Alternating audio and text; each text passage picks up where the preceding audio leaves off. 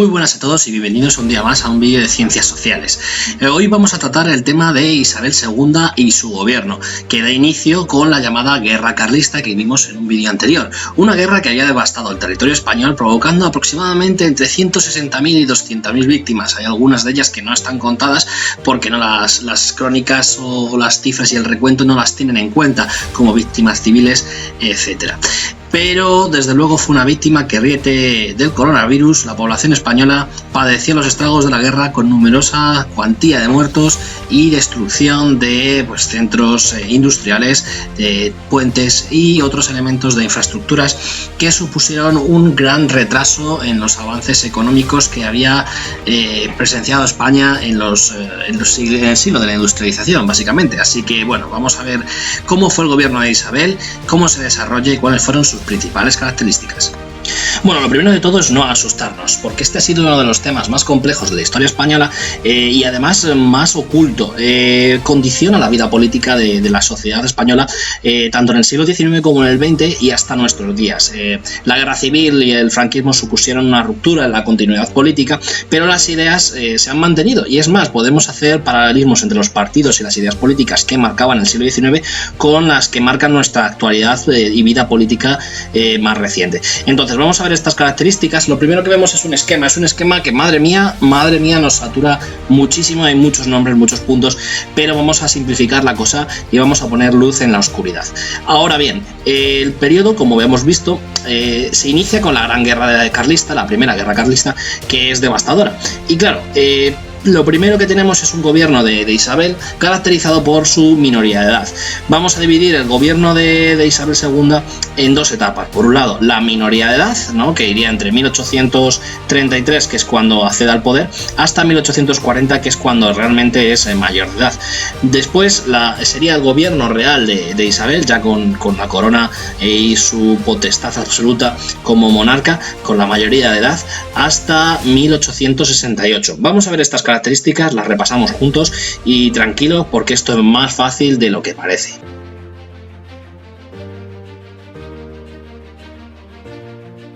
Lo primero de lo que vamos a hablar son de las características políticas del periodo de Isabel, que bueno, son bastantes años de gobierno, así que van cambiando algunas cosas y van surgiendo algunas características, pero en general vamos a ver bastantes aspectos.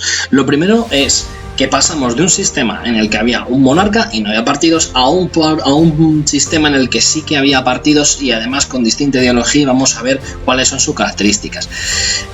La primera división la encontramos entre absolutistas y liberales, que se ve en las guerras carlistas y que hemos visto en otros vídeos, y actualmente, como los liberales son los que ganan, pues van a ser los que dominan la esfera política. Vamos a encontrar una división dentro de los liberales. Por un lado va a estar el partido moderado, caracterizado, liderado por la Unión Liberal, que es el partido, como así se llama, que agrupa a estos moderados, y el partido progresista, que son los otros liberales. ¿Qué características tienen uno y otro? Bueno, pues ahora las vamos a ver. Pero junto a ellos también tenemos que decir que gracias a la industrialización, cosa que ya hemos visto, ¿no?, van a surgir nuevos movimientos, nuevas identidades políticas caracterizadas por el surgimiento de la clase obrera. Los obreros surgen a partir de la revolución industrial, que surge a la vez que esto, ¿vale?, que este periodo, o sea que conviven ambas revoluciones, la política y la liberal, y la industrial, y aparecen los primeros movimientos obreros. Estos obreros de las fábricas empiezan a organizarse, surge también una conciencia de clase, una conciencia de problemas comunes que tienen, y van a surgir de ideas, ideologías en estas clases obreras que poco a poco nacen como grupos pequeñitos y luego van a ir ocupando la esfera política de una forma más amplia. Vamos a centrarnos en estos moderados y estos progresistas, que realmente son los que ocupan la esfera política más amplia, por decirlo de alguna forma. Bien, ¿en qué se diferencian unos y otros? Bueno, los moderados van a ser los más cercanos al monarca y van a estar aliados con Isabel. Y bueno, pues ¿qué representan? Pues estos tipos pensaban que debería existir una libertad, pero controlada, es decir, hablan de sufragio censitario, es decir, que solo aquellos que posean propiedades pueden formar parte de la esfera política, y aquellos que pueden votar son aquellos que tengan un mínimo de propiedades, igual que los cargos que son elegidos. Entonces, en este grupo se van a situar aquellos políticos de clases más altas, con propiedades, ¿no?, muy vinculados a la burguesía económica, y enfrente a ellos tenemos a los progresistas. Son defensores de mayor amplitud en las libertades individuales. En ambos casos son monárquicos, pero los progresistas defienden el sufragio universal, es decir, que todas las personas puedan participar de la esfera política, independientemente de su condición social, de su economía. En ambos casos, pues vamos a encontrar por parte de los progresistas un posicionamiento más por las clases populares, por las clases medias y por las clases bajas, y los moderados van a ser un partido que aglutine a las clases con un poquito más de posibles. También tienen diferencias a la hora de percibir las libertades individuales. El Partido Progresista es más abierto. El Partido Progresista también va a defender una mayor descentralización de la vida política, es decir, va a darle más autoridad a los ayuntamientos, a las provincias. Sin embargo, los moderados son más partidarios de una centralidad política, es decir, que el Estado aglutine casi todo el poder. Estas características se ven en esta pequeña tabla, aunque luego os proporcionaré una tabla un poco más definida. En cualquier caso, sí que van a tener dos ideas distintas de cómo percibir la política y van a realizar distintas reformas.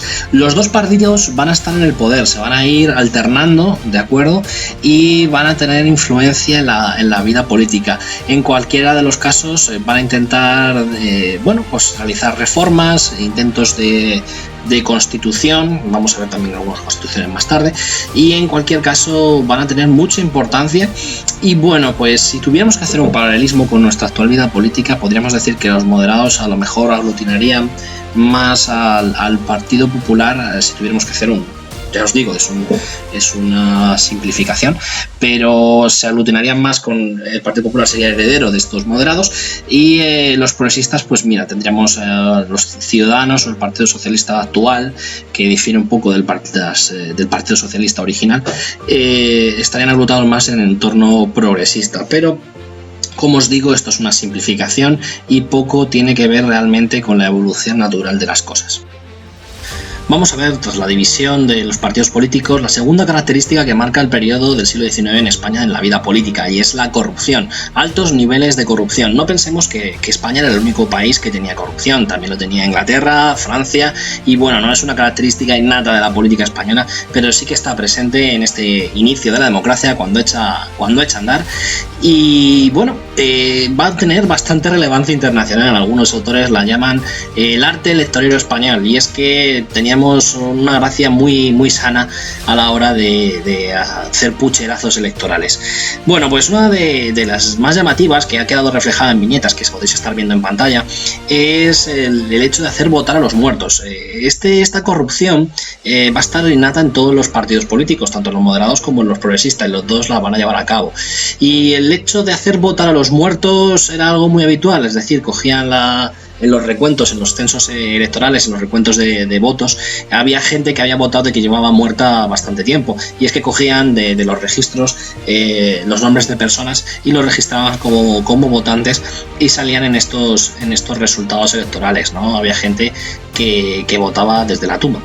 También van a aparecer, recuentos de votos trucados, van a aparecer personas que votan varias veces, y en otros casos incluso desaparición de urnas electorales para que no se recontabilicen los votos. Entonces van a ser tácticas un poco picarescas e insanas que están presentes en el inicio de la democracia, y bueno, de una forma que a nosotros nos resulta muy repugnante, ¿no? Porque esto a día de hoy es algo que llamaría mucho la atención y que harían dimitir a cientos y cientos de políticos, pero en esta época era súper llamativo, súper cantoso, como se dice en nuestra tierra, el hecho de que hicieran este tipo de tácticas electorales. Pero no eran las únicas, ya os digo que esto era una actitud y una actividad de muchos partidos, valía cualquier cosa para ganar, y se acudían a este tipo de tácticas muy barriobajeras para ganar las elecciones, ¿no? Entonces, bueno, van a quedar reflejadas en todas las viñetas de periódicos de la época, como podemos ver, y en internet podéis encontrar muchos más ejemplos. Otro elemento a tener en cuenta es la llamada presión política, y es que en estos momentos, bueno, pues muchos jornaleros, muchos trabajadores se ven coaccionados por sus jefes, por los propietarios de las fábricas o de las tierras para los que trabajan, y estos jefes les dicen a quién votar. Claro, el jornalero o el trabajador se ve condicionado, obligado a votar al partido que le ha dicho su jefe porque puede perder su puesto de trabajo. Esta coacción es habitual y se da sobre todo en el ámbito rural. Sí que hay que separar aquí campo y ciudad. En las ciudades, bueno, pues van a surgir estos movimientos obreros de los que hablábamos antes y va a haber una esfera de mayor libertad. Pero sí que en el mundo rural va a existir un factor de coacción mucho más claro, ¿vale? Hay un nivel de analfabetismo mayor que en las ciudades y es más fácil engañar o coaccionar a la población. Esto hay que decirlo, era real y hay que tenerlo muy presente a la hora de entender la vida política en la España del 19. La tercera característica de la vida política española del siglo XIX son los llamados espadones, es decir, la participación militar en la vida política. Los militares participaban mucho de la vida política en el siglo XIX en España y en muchos casos se consideraban factores clave de los cambios políticos. No va a haber una transición pacífica entre un partido y otro porque, claro, las elecciones están amañadas. Entonces, ¿qué hacen? Pues generalmente estos políticos se apoyan en militares que continuamente van a dar golpes de estado o realizar pronunciamientos en los que fomentar un cambio de política dentro del gobierno. Hay que alejarse un poco de la percepción histórica del franquismo. Estos no son golpes de estado como el de 1936, son pronunciamientos que lo que quieren es cambiar un partido por otro en favor de una vertiente ideológica o de otra, y van a ser muy activos. Generalmente no van a provocar guerras civiles, generalmente suelen ser golpes de mano en la que, bueno, pues son movimientos rápidos y provocan la renuncia de un partido político y el ascenso al poder de otro. Vamos a ver numerosos militares en la vida política española. Por ejemplo, el primero de ellos es Espartero, que protagoniza las guerras carlistas, consiguiendo la victoria, y va a ejercer la regencia y el control político durante la primera etapa de Isabel. Más tarde vamos a ver al general Narváez, también accede al poder mediante un pronunciamiento militar, y por último, como último ejemplo, el general O'Donnell. Todos ellos son conocidos y nos suenan de oídas, ¿verdad? Porque hay muchas calles en Madrid, muchas paradas de metro o estaciones que llevan su nombre. Pero bueno, tenemos que saber que estos militares participaron muy activamente de la vida política española y que generalmente estaba muy relacionada la política con los cargos militares. Eran a veces caminos iguales para hacer política y que van a tener gran importancia en el siglo XIX y van a marcar también el inicio del XX. Vamos a parar aquí y os insto a continuar en el siguiente vídeo para hablar de la economía en España en el siglo XIX y las relaciones internacionales y qué consecuencias tuvo todos estos acontecimientos y características que hemos estado viendo. Es un periodo muy amplio, es un periodo con muchas características y bueno, no podemos verla en un solo vídeo porque si no cometeríamos el riesgo de sobresaturar. Así que una pausa y nos vemos en el siguiente vídeo. Muchas gracias. Sed felices.